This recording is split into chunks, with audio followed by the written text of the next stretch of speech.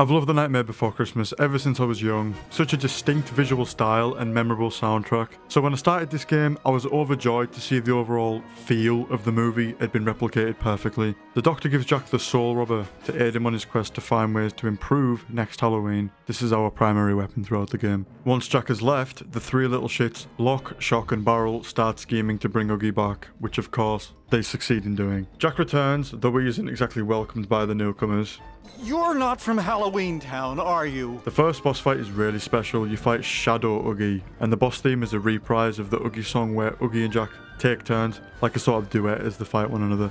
It's badass. You whip the shit out of Oogie, and once this meter is filled up, you transport it to a rhythm segment. Press the right buttons at the right time to deal damage. I'd played so many movie tie-in games growing up, but never even knew this one existed until only recently. I'd seen people call it a Devil May Cry clone, and yeah, there's a lot of similarities. From the style ranking systems to the currency you can exchange for upgrades. Also, they're both developed by Capcom. There are some annoyances here. The game is split apart with missions. You're dropped into the same area each time and can freely roam, but each mission has a different objective. It can get monotonous roaming around, unsure if you're on the right track or not. The map will kinda tell you where to go, but oftentimes it just tells you roughly where to go and roughly what to do. It doesn't help that you have to manually open the map every time you want to check you're going the right way. Some of this game's issues can be solved just with the addition of a minimap.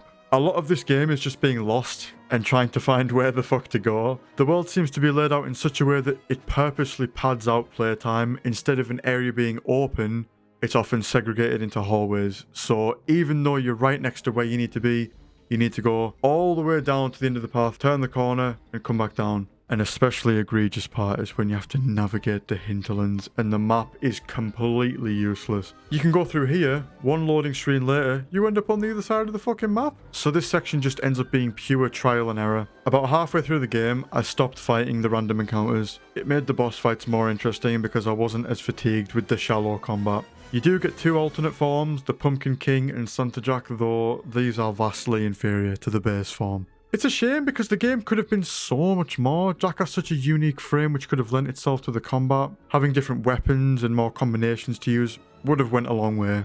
Just imagine Jack ripping through his enemies with a scythe, or tearing through hordes with a great sword or a giant hammer. Though this game is associated with DMC, unlike that game, this game's strength does not lie in the combat. Its strength lies in the music, visuals and atmosphere. Seeing Spiral Hill silhouetted off in the distance, the strange geometry that looks ripped right out of the movie.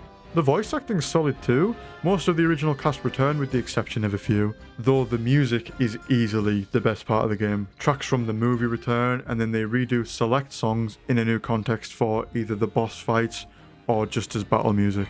If this game had put more of an emphasis on the combat, had a few more boss fights and more open level design, it would likely be one of my favourite movie games. But as it stands, it's frustrating to play and think of what it could have been.